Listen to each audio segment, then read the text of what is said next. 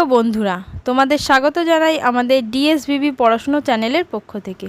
পড়াশুনো সংক্রান্ত সমস্ত রকম হেল্প পেতে আমাদের চ্যানেলকে অবশ্যই সাবস্ক্রাইব করে রেখো। এবার শুরু করছি দশম শ্রেণীর মডেল অ্যাক্টিভিটি টাস্ক জুলাই 2021-এর বাংলা 4 নম্বর পার্টের উত্তর। চলো এক দাগ থেকে শুরু করা যাক। একে দেখো কি দিয়েছে, ঠিক উত্তরটি বেছে নিয়ে লেখো। প্রথমে রয়েছে তপনের লেখা যে গল্পটি সন্ধ্যাতারা পত্রিকায় ছাপা হয়েছিল। এখানে 4টে অপশন আছে: রাজা ও রানী, অ্যাক্সিডেন্ট, প্রথম দিন, স্কুলে ভর্তি হওয়ার দিনের অভিজ্ঞতা। উত্তর হবে প্রথম দিন। তারপরটা চলে যাই 1.2 রয়েছে পাঠ্য অসুখী একজন, কবিতাটির অনুবাদক। উত্তর হবে নবারুণ ভট্টাচার্য।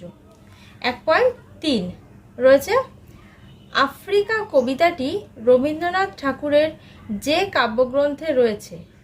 এখানে অপশন রয়েছে 4টি, উত্তর হবে পত্রপুট। 1.5 বাবু কুইল ড্রাইভার্স কথাটি বলতেন waterman, Lord Curzon, William Jones, William Hastings. উত্তর হবে ওয়াটারম্যান।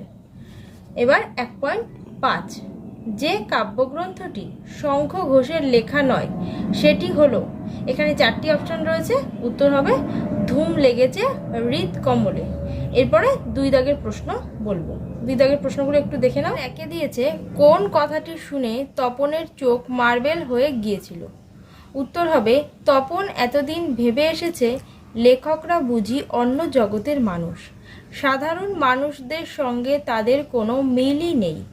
তাই যখন সে শুনল যে তার ছোট মেসোমশাই বই লেখেন, তার সেই বই ছাপাও হয়, তখন তার বিস্ময়ের সীমা রইল না।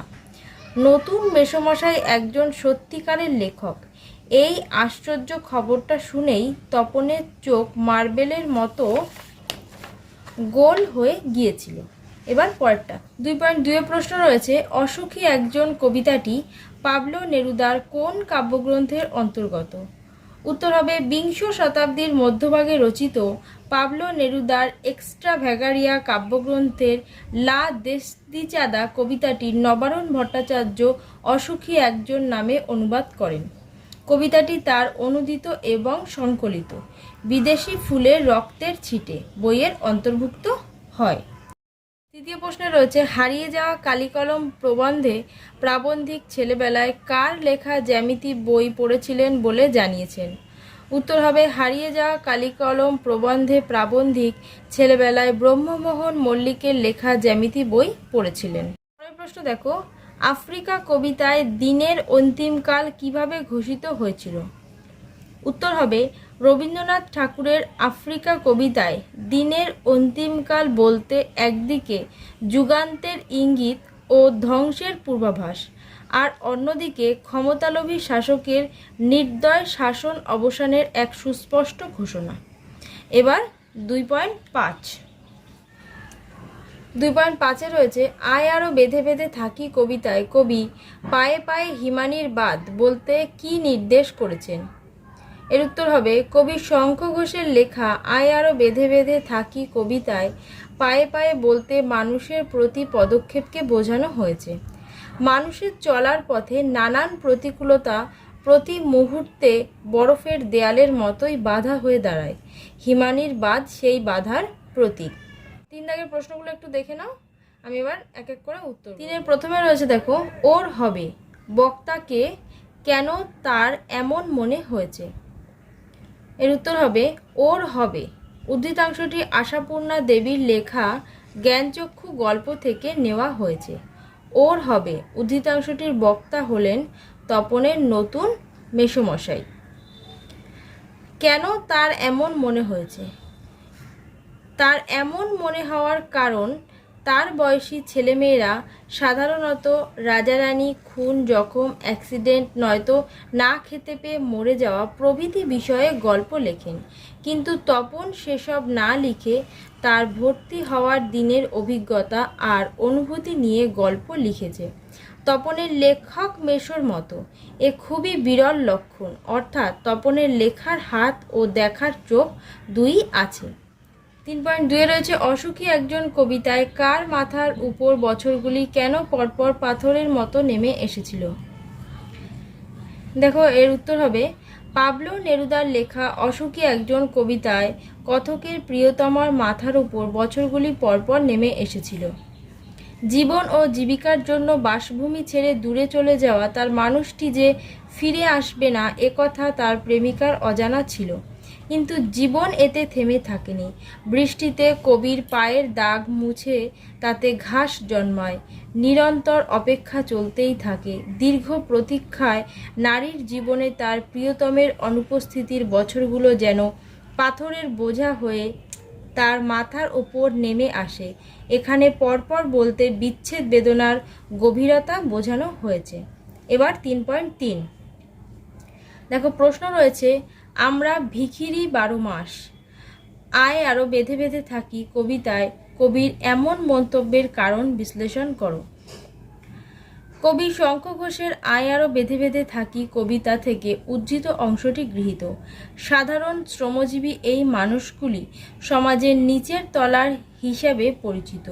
এরা সভ্যতার ধারক ও বাহক, কিন্তু এরাই থাকে সবচেয়ে অন্ধকারে। সমাজের তথাকথিত উচ্চবিত্তের দয়াদাক্ষিণ্যের ওপর নির্ভর করে এদের মরা বাঁচা। আবার সাম্রাজ্যবাদী ও মৌলবাদী শক্তি যখন নিজেদের স্বার্থসিদ্ধির জন্য বিশ্বময় উন্মাদনা সৃষ্টি করে তখন সবার আগে এরাই আশ্রয়চ্যুত হয়ে পড়ে। টান পড়ে এদের রুটি রুজিতে। এদের জীবনের ইতিহাস কোথাও লেখা হয় না, আর যদিও বা হয় তবে তা ক্ষমতাবান ও সাম্রাজ্যবাদীদের হাতে বিকৃত হয়ে পরিবেশিত হয়। অথচ এই সমস্ত মানুষরা শুধুমাত্র অর্থনৈতিক বিচারে ভিখারি নয়, এরা সামাজিক দিক দিয়েও দিন শাসকের অবজ্ঞা উপেক্ষা ও অবহেলার পাত্র। তাই কবি এই সাধারণ মানুষদের জবানিতে বলেছেন আমরা ভিখারি 12 মাস।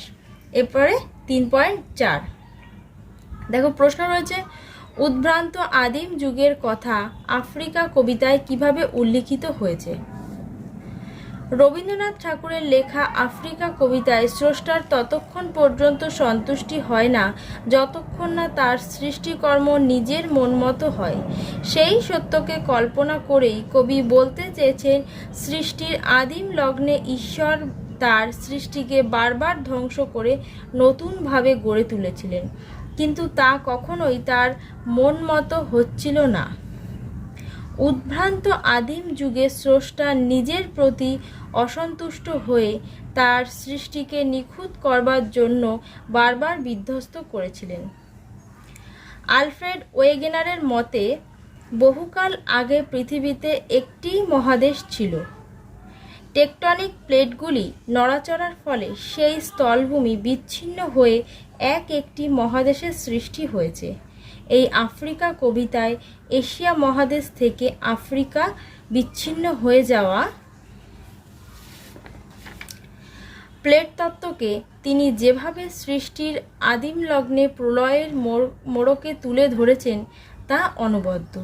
তার জন্য কবির মতে সৃষ্টির আদিলগ্নের বিশ্বস্রষ্টা তার নতুন সৃষ্টিকে যখন বারবার ভেঙে নতুন করে গড়েছিলেন তখনই সমুদ্র এসে মূল ভূখণ্ড থেকে বিচ্ছিন্ন করে আফ্রিকাকে।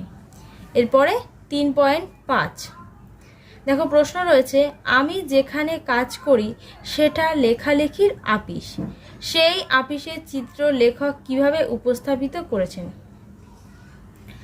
শ্রীপান্থের লেখা হারিয়ে যাওয়া কালিকলম গল্প অনুসারে লেখক যেখানে কাজ করে সেটা হলো লেখালেখির আপিস। সবাই এখানে লেখক, কিন্তু লেখক ছাড়া কারো হাতে কলম নেই। সকলের সামনেই চৌকো আয়নার মতো একটা কাচের স্ক্রিন বা পর্দা, আর তার নিচে টাইপরাইটারদের মতো একটা কিবোর্ড।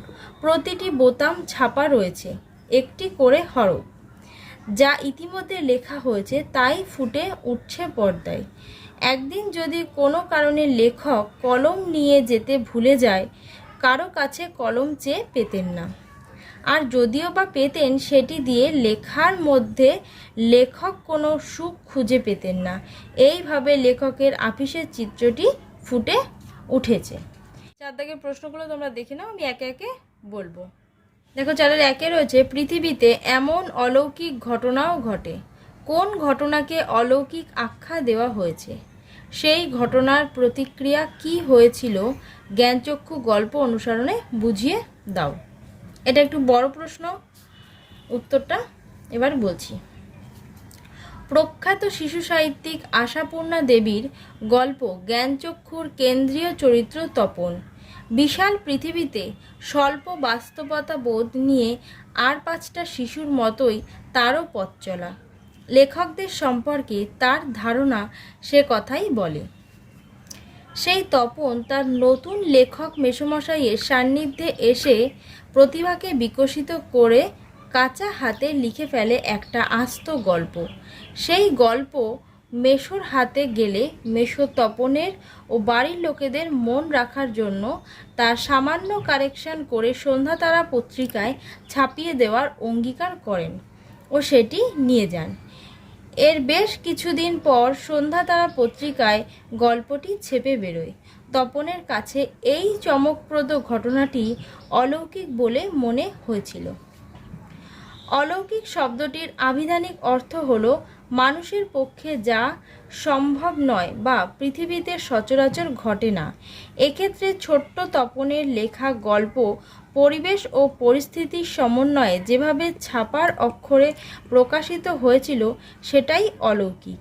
আসলে তপনের লেখক সম্পর্কে ধারণার অবসান ও গল্প লেখা তা মেসোর হাত ধরে ছাপার অক্ষরে প্রকাশিত হওয়া প্রভৃতি ঘটনাগুলি তার কাছে এতটাই অবিশ্বাস্য যে তার মনে হয় সমস্ত ঘটনাই যেন অলৌকিক। 4.2 রয়েছে আয় আরও বেঁধে বেঁধে থাকি কোন কাব্যগ্রন্থের অন্তর্গত কবিতা। আর একটা প্রশ্ন সঙ্গে রয়েছে, দেখো, কবিতায় এই আহ্বান ধ্বনিত হয়েছে কেন? প্রথমটার উত্তর, আয় আরও বেঁধে বেঁধে থাকি কবিতাটি জলই পাষাণ হয়ে আছে কাব্যগ্রন্থের অন্তর্গত। এরপরে পরের প্রশ্নটা, কবিতায় এই আহ্বান ধ্বনিত হয়েছে কেন? দেখো উত্তর রয়েছে, শঙ্খ ঘোষের আয় আরও বেঁধে বেঁধে থাকি কবিতায় বেঁধে বেঁধে থাকি বলতে কবি সংঘবদ্ধভাবে বেঁচে থাকাকে বোঝাতে চেয়েছেন। বন্য জীবজন্তুর হাত থেকে নিজেদের রক্ষার্থে আদিম অরণ্যচারী মানুষের মনেও একদিন সংঘবদ্ধভাবে বাস করার ভাবনা জেগেছিল। এইভাবেই গড়ে উঠেছিল পরিবার, পাড়া, গ্রাম, প্রদেশ ও রাষ্ট্র। সৃষ্টি হয়েছিল নতুন নতুন সভ্যতা।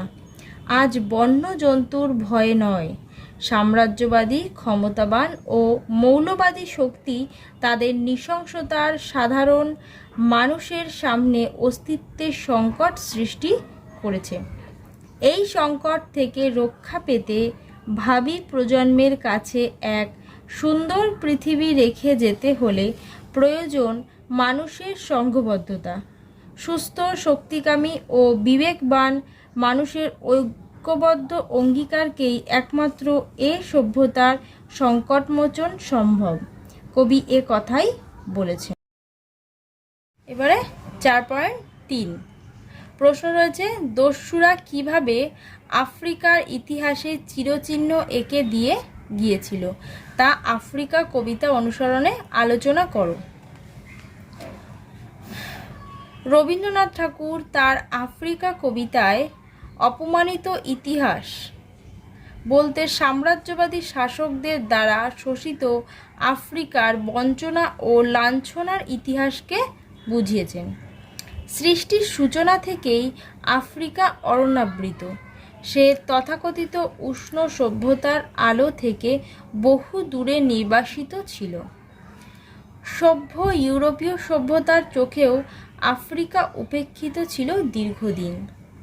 19বিংশ শতকে ইউরোপীয়রা আফ্রিকায় উপনিবেশ স্থাপনের সূচনার ফলে ক্রমে শতকের শেষে প্রায় পুরো আফ্রিকাই ইউরোপের বিভিন্ন দেশের উপনিবেশে পরিণত হয়। আফ্রিকার সম্পদের সন্ধান পেতে এই সাম্রাজ্যবাদী দল শুরু করে মানবিক লাঞ্ছনা। আফ্রিকার কৃষ্ণাঙ্গ সরল মানুষগুলিকে লোহার হাতকড়ি পরিয়ে মানুষ ধরা এই বর্বরেরা তাদের পরিণত করে কৃতদাসে।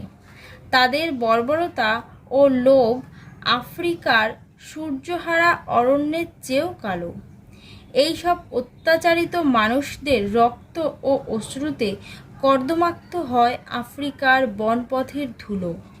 সাম্রাজ্যবাদী দস্যুদের কাটা মারা জুতোর তলায় কাদার পিণ্ড এভাবেই আফ্রিকার অপমানিত ইতিহাসে চিরচিহ্ন এঁকে দিয়ে গিয়েছিল।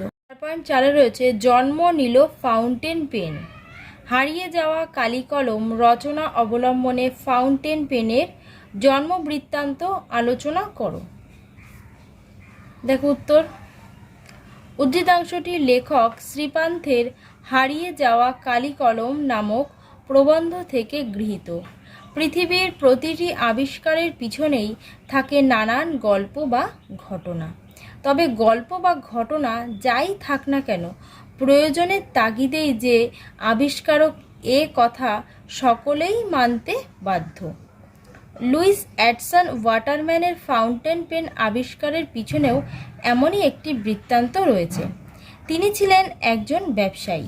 সেকালের অন্য ব্যবসায়ীদের মতো তিনিও দোয়াত কলম নিয়ে কাজে বের হতেন। একবার তিনি এক ব্যবসায়ীর সঙ্গে চুক্তিপত্র সই করতে গিয়েছিলেন। দলিল কিছুটা লেখা হয়েছে, এমন সময় দোয়াত হঠাৎ উপুর হয়ে পড়ে গেল কাগজে।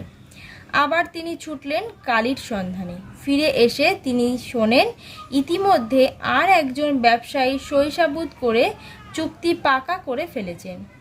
এই ঘটনার প্রেক্ষিতে ওয়াটারম্যান প্রতিজ্ঞা করেন যে এর একটা বিহিত তাকে করতেই হবে। এরপরেই তার নিরলস প্রচেষ্টায় জন্ম নিল ফাউন্টেন পেন। এরপরে 4.5 প্রশ্ন দিয়েছে, দেখো। তারপর যুদ্ধ এলো।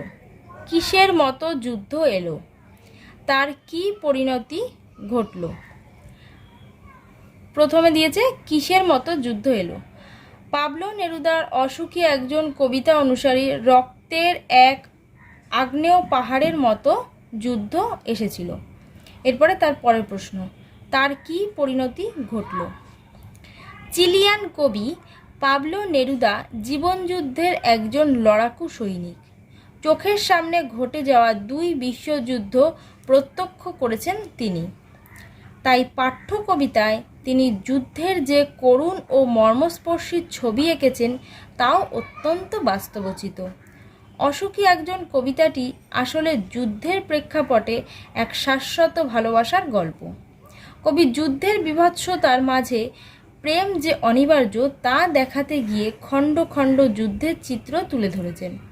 কবি তার প্রিয়তমাকে অপেক্ষায় রেখে দূরে চলে যাওয়ার পর একদিন ভয়াবহ বীভৎসতা নিয়ে যুদ্ধ নেমে এলো। মানুষ আশ্রয়হীন হয়। নৃশংসতার হাত থেকে রেহাই পেল না শিশুরাও। দাবানলের মতো যুদ্ধের আগুন সমতলে ছড়িয়ে পড়ল। ধ্বংস হলো দেবালয় আর তার ভেতরের দেবতারা। তাদের দেবত্ব নষ্ট হলো। মানুষকে তার স্বপ্ন দেখাতে ব্যর্থ হলেন। কবির সেই মিষ্টি বাড়ির ঝুলন্ত বিছানা, গোলাপি গাছ, প্রাচীন জলতরঙ্গ সব চূর্ণ ও ভস্ম হলো যুদ্ধের আগুনে। ঠিক একইভাবে শহরটাও পুড়ে গেল। বীভৎসতার চিহ্ন নিয়ে ছড়িয়ে ছিটিয়ে পড়ে রইল কাঠকয়লা, দোমড়ানো লোহা, পাথরের মূর্তির বীভৎসতার মাথা আর রক্তের একটি কালো দাগ। শুধু সেই ধ্বংসস্তূপকে বেঁচে থাকলো মেয়েটির অপেক্ষা ও অবিচল ভালোবাসা। এখানে 4 দাগ শেষ হলো। এবার চলে যাব 5 দাগে। 5 দাগে রয়েছে নির্দেশ অনুযায়ী উত্তর দাও। প্রথমটা রয়েছে অনুসর্গ হলো এক প্রকার। দেখো 4টে অপশন রয়েছে, বিশেষ্য পদ, সর্বনাম পদ, বিশেষণ পদ, অব্যয় পদ। উত্তর হবে অব্যয় পদ। তারপরে 5.2 বিভক্ত কখনোই লুপ্ত হয় না। এখানেও 4টে অপশন রয়েছে, এর মধ্যে উত্তর হবে সম্বন্ধ পদে। তারপরে 5.3 নির্দেশকের একটি উদাহরণ হলো, 4টি অপশনের মধ্যে উত্তর হবে গুলি। 6 দাগে বঙ্গানুবাদ রয়েছে। Home is the first school where the child learns his first lesson. এইটুকুনির মানে হবে বাড়ি প্রথম বিদ্যালয় যেখানে শিশু তার প্রথম পাঠ গ্রহণ করে। তারপরে হি সিজ hears and begins to learn at home. সে দেখে, শোনে এবং গৃহে শিক্ষা লাভ করতে শুরু করে। It is home that builds his character. বাড়ি তার চরিত্র গঠন করে। In a good home, honest and healthy men are made. ভালো বাড়িতে সৎ ও সুস্থ মানুষ গড়ে ওঠে। এখানেই তোমাদের বাংলা উত্তরমালা শেষ হলো।